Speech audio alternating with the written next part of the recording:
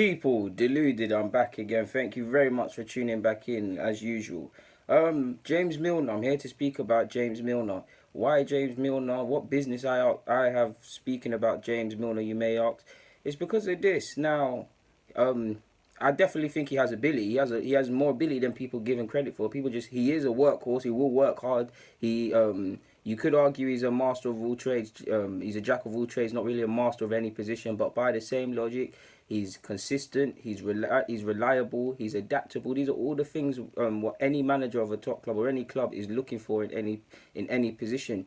Positive attitude. You never see him in any mix up. So yeah, but and yeah, he definitely has more ability than people give him credit for. Set pieces, crosses, passes. He's got ability. You could argue based on how England we've been playing in the recent friendlies, definitely against Croatia, that he could probably start in the midfield for England, and he's still key for Liverpool to a degree. I know he's out. He's injured at the moment. There's rumours out for a month and things like that. And he's 32, contract up at the end of the year, so he's more or less playing for a new deal unless there's an option of another one at Liverpool.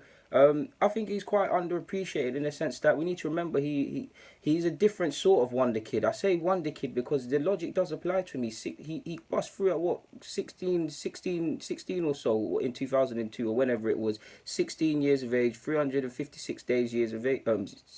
16 years and 356 days of age was when he made his debut. He's now 32. And we've never sat here and said, will he fulfill his potential? Will he do this? Can he do that? He's remained consistent. Yes, I believe he's a wonder kid. Yes, he's not the same sort of wonder kid of a teenage as Fabregas or Wayne Rooney, Michael Owen, these sorts of people. But he's still a wonder kid. I mean, imagine now if he was to have broken through somewhere at 16, people would expect you to do a madness.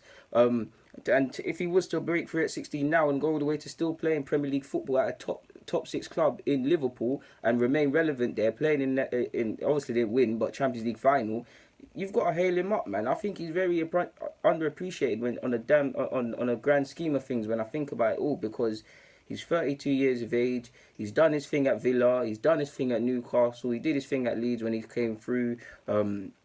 Obviously, he went to Manchester City, won a league title as well as the FA Cup. Forgive me if I'm wrong.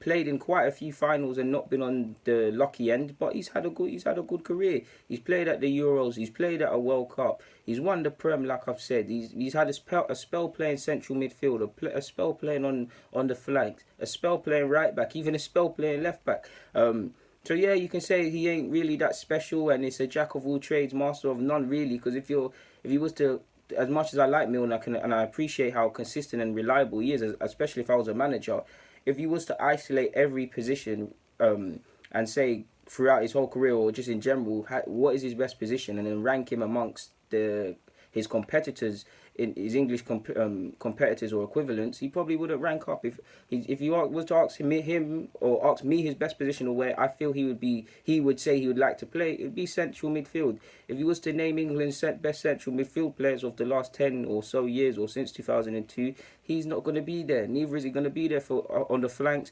right back or left back, or even in the Premier League. Shout out to him because he did win some PFA award if I remember rightly in 09 010. I think he's won PFA Young Player and he's been in the Team of the Year. So we give credit.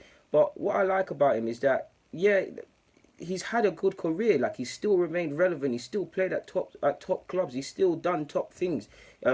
He might not be special. He is special, but not in the sense where he's going to hit 500 step over, so people might not call him a wonder kid. But these are different sorts. This is a good. He's had a good career. Like, he's reinvented himself time and time again. Like I said, it's not the Cesc Fabregases, the Wayne Rooney's, the Michael Owens, the Sergio Aguero, Fernando Torres to a degree. He's not in that bracket. He hasn't got ability like that, but he's definitely not crap. And to go on from 16 years of age all the way to 32, to play for two top clubs in City of late and Liverpool historically, to play in over 400 Premier League appearances, winning the league, and still remaining relevant to 32, more or less on his last legs as a footballer, and still fit and stuff and reliable, more or less. It's a good achievement for me, and I can't understand why it's not spoken about. He's a different sort of wonder kid in that man weren't sitting there and saying he's gonna be the next Paul Gascoigne or things like that, but we've got to take people at face value, and it's not easy to have consistency, be reliable, and be adaptable like he has. He might not be elite in any certain position, but he's had a good career, man. He's made his debut at 16, and there's not been any scrutiny on him. We've not called him overrated. We've not done this and that, and I feel he needs to be praised for that, man. Because yeah, he's decent. But yeah, man, that's all I wanted to say. So let me get out of your hair. On that note, guys, DG, get in the comments, subscribe, and do the rest if you wish. I'm out.